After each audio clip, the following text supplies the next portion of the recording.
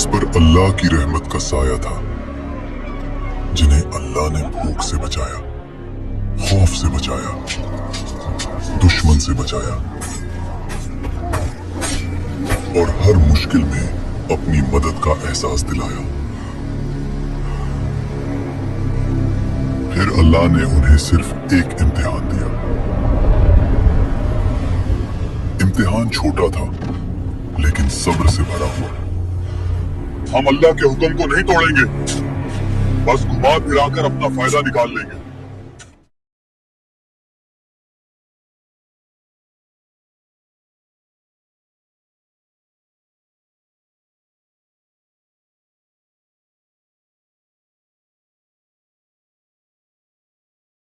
रास्ता बंद हुआ।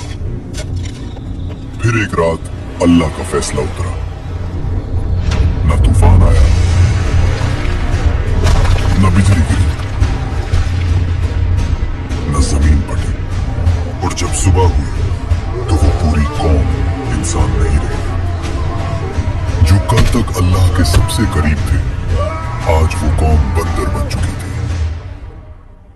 ये वाकया है असहाबी सब्त का, और ये सिर्फ तारीख नहीं, ये आज का आईना है। हजरत मूसा अलैहिस्सलाम के बाद बनी इसराइल की एक कौम समंदर के किनारे एलाह में रहती थी। यहाँ का मंजर अल्लाह की नेमतों से भरा था। समंदर की ठंडी हवा, धूप और लहरों की मीठी खुशबू हर एक कोना जैसे सुकून और बरकत से रोशन था।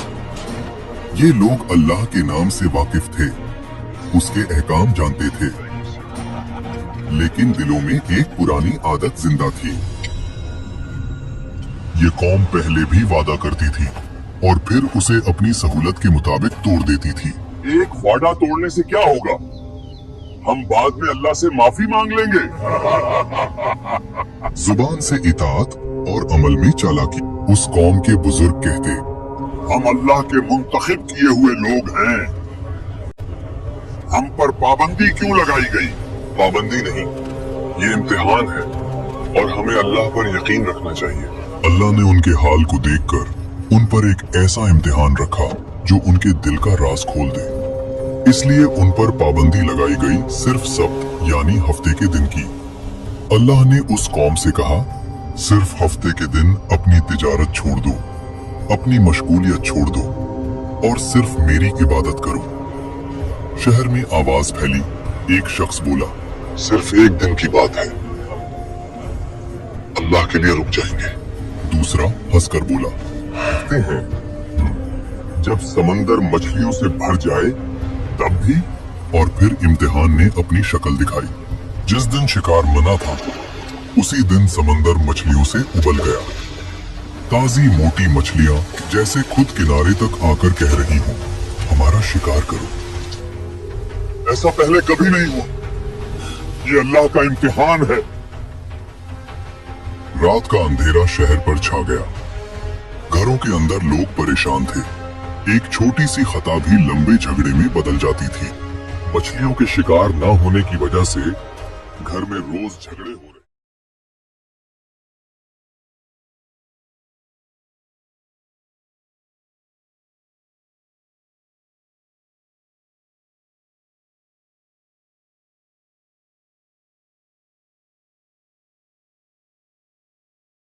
में शैतान ने उनके दिलों पे हमला किया।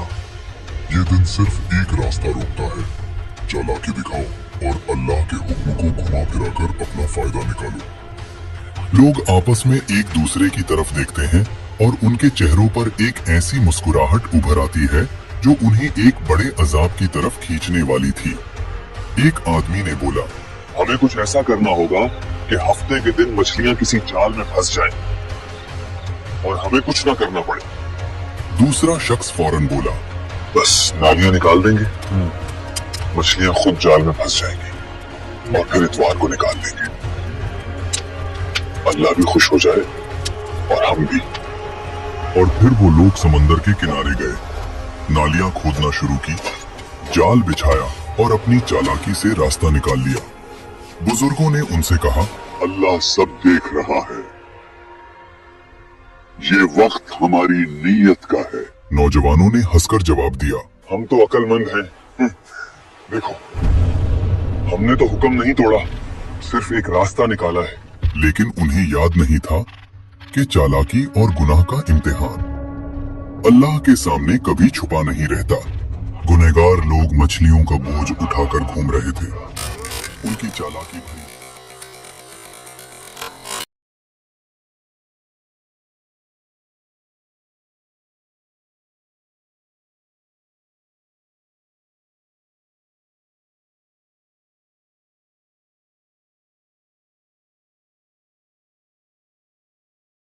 एक बुजुर्ग ने जोर से चीख कर कहा, रुको, ये सब गुनाह है। अल्लाह के हुक्म को तोड़ना तुम्हारे लिए बर्बादी की वजह बनेगा। उन्होंने हंस के जवाब दिया, हम तो सिर्फ अपनी अकल से काम ले रहे हैं। हफ्ते के दिन तो शिकार किया ही नहीं। बाजार के कुछ लोग कहते, इनके चेहरे देखो, लगता है ये समझते हैं कि अल्लाह को धोखा दे रहे हैं, मगर हकीकत ये है अल्लाह सब देख रहा है। ये गुनाह का सिलसिला खुद उन्हें बर्बाद कर देगा। मछली मिले या ना मिले, हमारा इंतजाम तो हो जाएगा। हमारी अकल से मछलियां मिलना शुरू हो गई हैं।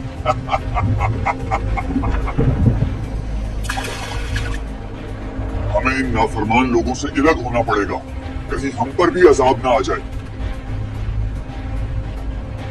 शहर के लोग 3 हिस्सों में बंट गए। पहला हिस्सा गुनहगार, वो लोग जो चालाकी और हीला साजी में लगे हुए थे और खुद को बहुत अक्लमंद समझते थे। दूसरा हिस्सा नेक लोग, वो जो चीख चीख कर सबको रोक रहे थे और हर किसी को अल्लाह के अजाब का खौफ समझा रहे थे। तीसरा हिस्सा खामोश लोगों का, वो लोग जो न रोक रहे थे, न समझा रहे थे, सिर्फ देख रहे थे।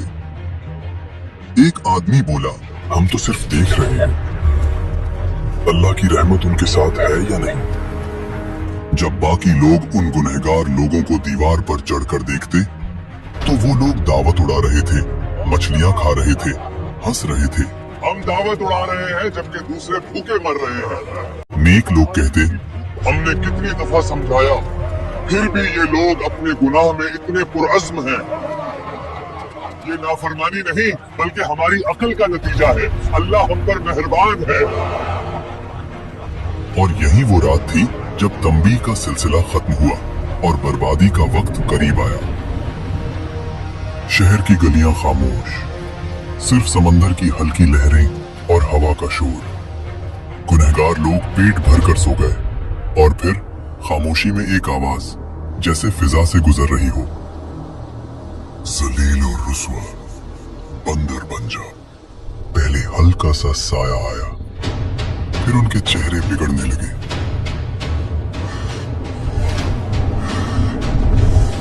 उंगलियां लंबी और पंजियों जैसी हो गई। हाथों और पैरों पर बाल उभरने लगे। सांस की आवाज तेज हो गई। एक आदमी बोलता है, ये क्या हो रहा है? हम इंसान नहीं रहे। लोग चीखना शुरू कर देते हैं, एक दूसरे को पुकारते हैं, मगर उन्हें सुनने वाला कोई न था। और जब सुबह हुई तो शहर में खामोशी थी। नेक लोगों ने जब देखा कि गुनहगार लोग कहीं दिख नहीं रहे तो उन्होंने दीवार पर चढ़कर देखा। नीचे इंसान नहीं, सिर्फ बंदर थे। वही पुराने इंसानी कपड़े, लेकिन अंदर से जानवर। ये खबर पूरे शहर में फैल जाती है। अल्लाह ने हफ्ते के दिन शिकार करने वालों को बंदर बना दिया। जब लोग वहां पहुंचकर ये अजाब का मंजर देखते हैं तो उन्हें यकीन नहीं आता। वो कहते हैं, ये कैसे मुमकिन हुआ? क्या ये वाकई मेरे रिश्तेदार हैं? बंदर अपनी आंखों से इशारा करता है। एक बंदर अपने रिश्तेदारों के कपड़े पकड़कर रोता है। वो आदमी उनसे कहता, क्या हमने तुझे अल्लाह के अजाब से नहीं डराया था? और रिवायत में आता है कि ये अजाब इतना शदीद था